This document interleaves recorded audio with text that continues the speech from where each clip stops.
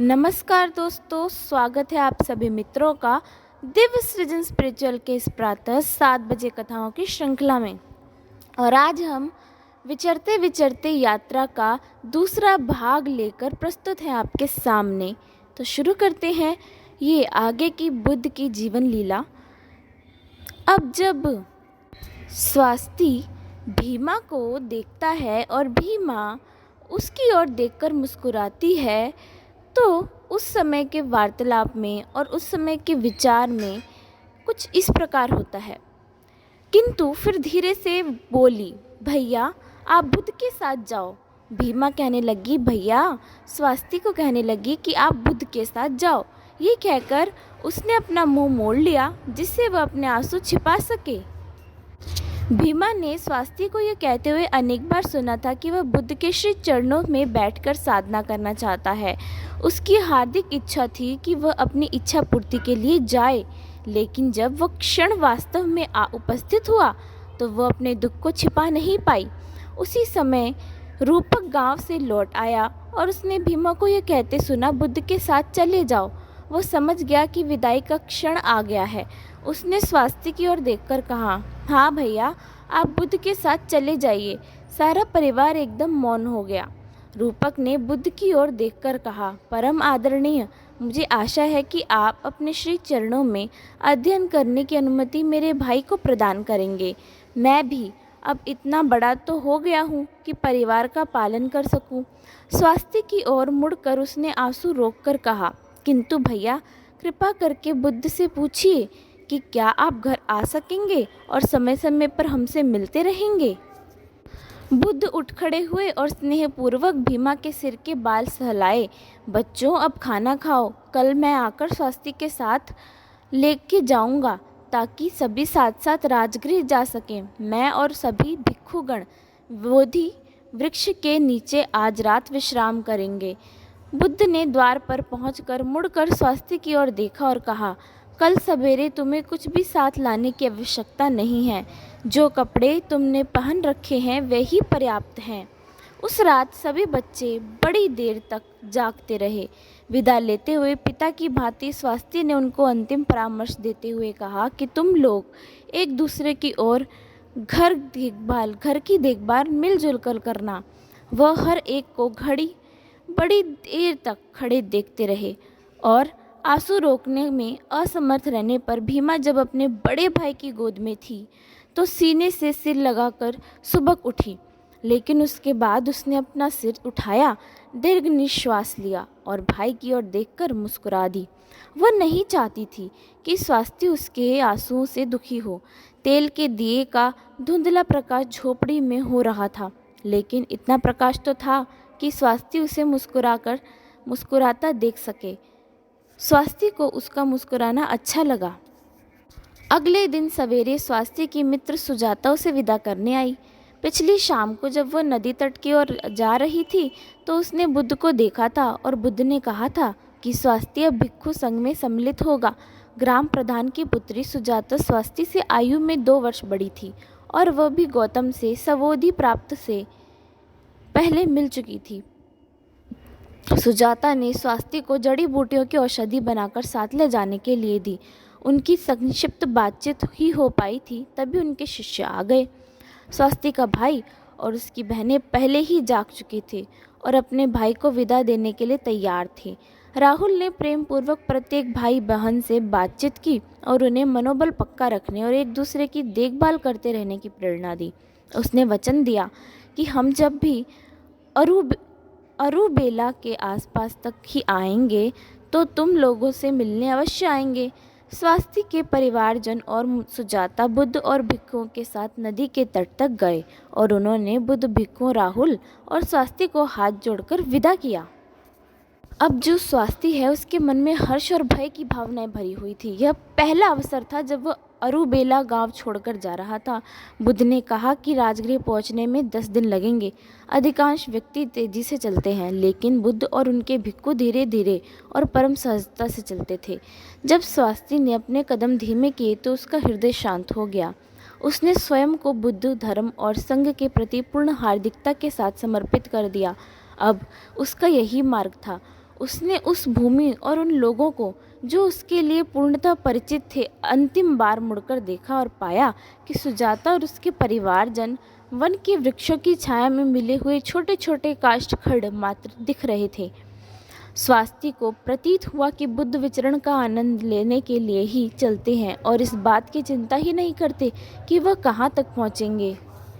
यही स्थिति सभी भिक्षुओं की थी। कोई भी अपने गंतव्य स्थान तक पहुंचने के लिए ना तो चिंतित था और ना अधीर। सभी के पग मद संतुलित और शांतिमय थे। ऐसा लगता था मानो सभी सामूहिक रूप से टहल रहे हों। कोई भी क्लांति का अनुभव नहीं करता। फिर भी प्रतिदिन खासा लंबा मार्ग तय कर लेते थे। प्रतिदिन वे समीपस्थ गांव में रुकते और भिक्षाटन करते। वे मार्गों पर बुद्ध के पीछे एक पंक्ति बनाकर चलते। उनकी चाल गरिमामय होती और श्वसन क्रिया तथा पग संचलन पर ध्यान केंद्रित रखते। यदि ग्रामवासी उनके भिक्षा पात्र में कुछ भोजन डालते तो वे रुक जाते। कुछ ग्रामीण तो मार्ग के दूसरी ओर खड़े होकर ही उनका सम्मानपूर्वक नमन करते। भोजन मिलने पर भिक्षु सभी लोगों के कल्याणार्थ प्रार्थना करते। भिक्षाटन समाप्त कर लेने पर वे धीरे धीरे गांव छोड़कर कुछ वृक्षों या बांस वाले स्थान को खोजते। वे घेरा बनाकर बैठ जाते और भिक्षाटन में मिले खाद्य पदार्थों को समान रूप से बांट लेते और ध्यान रखते कि यदि किसी भिक्षु का भिक्षा पात्र खाली है तो उसे भी भोजन दे दिया जाए। राहुल पास के झरने से एक घड़ा पानी भर लाता और सम्मानपूर्वक बुद्ध के सामने रख देता। बुद्ध जब अपने हाथों की अंजुलि फैलाते तो राहुल उनके हाथों पर जल डालकर साफ करता। ऐसा ही प्रत्येक भिक्षु के लिए करता हुआ वह अंत में स्वास्ति के पास आया।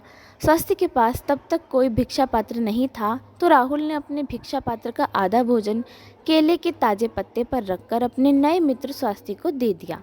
भोजन आरंभ करने से पूर्व भिक्षुओं ने हाथ जोड़े और सामूहिक रूप से मंत्रोच्चार किया। उसके बाद उन्होंने मौन रहकर सचेत भाव से प्रत्येक कौर को ग्रहण किया। भोजन के उपरांत कुछ भिक्षुओं ने चलित ध्यान किया तो कुछ ने बैठकर ध्यान साधना की और कुछ ने थोड़ी सी झपकी ली।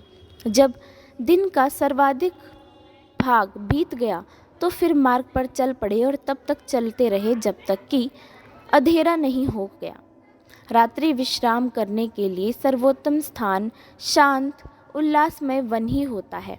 प्रत्येक भिक्षु का अपना आसन स्थान शांत उल्लासमय वन बन गया। भिक्षु उस पर पद्मासन लगाकर बैठकर आधी रात तक साधना करते रहे, फिर अपना चीवर बिछाकर सो जाते। प्रत्येक भिक्षु के पास 2 चीवर होते थे। एक वह शरीर पर धारण किए होता और दूसरा वर्ण वह शीत से रक्षा के लिए रखते। अन्य लोगों की भांति स्वास्ति भी ध्यान साधना करता रहा और वृक्ष की जड़ को तकिया बनाकर धरती पर बिछा ले गया। अगले दिन प्रातः जब स्वास्ति जागा तो उसने देखा कि बुद्ध और अन्य भिक्षु अब शांत भाव से साधना कर रहे हैं और उनके मुखमंडल से अत्यंत तेज विकीर्ण हो रहा है। जैसे ही सूर्य क्षितिज पर उभरा, प्रत्येक भिक्षु ने अपना अतिरिक्त चीवर तय किया, भिक्षा पात्र हाथ में लिया और दिन की यात्रा आरंभ कर दी। दिन में चलते और रात में विश्राम करते हुए वे लोग 10 दिनों में मगध की राजधानी राजगृह पहुँचे। स्वास्ति ने पहली बार नगर देखा। सड़कों के किनारे पर घरों में निवासी बड़ी संख्या में रहते थे और सड़कों पर अश्वचलित वाहन चल रहे थे। हर ओर ऊंची ऊंची आवाज़ें, ठहाकों के स्वर गूंज रहे थे, लेकिन भिक्षुओं का मौन जुलूस उसी प्रकार चल रहा था जैसे वे मौन भाव से वन प्रांतर अथवा धान के खेतों से विचरण करते चल रहे हों। कुछ नागरिक उन्हें देखने के लिए तनिक सा रुकते तो कुछ बुद्ध को पहचानकर उसके सम्मान में श्रद्धापूर्वक नमन करते। भिक्षु वर्ग उसी प्रकार शांत भाव से तब तक चलता रहा जब तक वे नगर के उस पार वेणुवन विहार नहीं पहुंच गए। समस्त विहार में त्वरित गति से यह समाचार फैल गया कि बुद्ध लौट आए हैं और कुछ क्षणों में ही 400 भिक्षु बुद्ध का स्वागत करने के लिए एकत्र हो गए। बुद्ध ने अधिक कुछ नहीं कहा, केवल सभी की कुशल क्षेम और साधना अभ्यास के विषय में जानकारी प्राप्त की। उन्होंने स्वास्ति को सारिपुत्र को सौंप दिया और राहुल के भी आध्यात्मिक गुरु थे। वो राहुल के आध्यात्मिक गुरु थे। सारिपुत्र वेणुवन विहार के श्रामणेरों के गुरु थे और वह लगभग 50 युवक श्रामणेरों के साधना अभ्यास का मार्ग निर्देशन करते थे। ये श्रामणेर बिहार में 3 सालों के कम समय से आए हुए थे। बिहार के प्रबधाचार्य कौंडन नामक एक भिक्षु थे। राहुल से कहा गया कि वह विहार जीवन के आचरणों की जानकारी स्वास्थ्य को दे, यथा कैसे चलना है, किस प्रकार बैठना, किस प्रकार खड़े होना और कैसे अन्य लोगों को नमन करना है, किस प्रकार चलित ध्यान करना है, कैसे बैठकर धारणा ध्यान करना है और कैसे श्वसन क्रिया प्राणायाम पर ध्यान देना है। उसने स्वास्थ्य को यह भी बताया कि भिक्षु को चीवर कैसे धारण करना है, कैसे भिक्षा पात्र पकड़ना है, कैसे प्रार्थना करनी है और कैसे अपना भिक्षा पात्र साफ करना है। 3 दिनों तक स्वास्थ्य लगातार राहुल के साथ ही रहा, जिससे वह इन सब बातों को भली प्रकार सीख सके।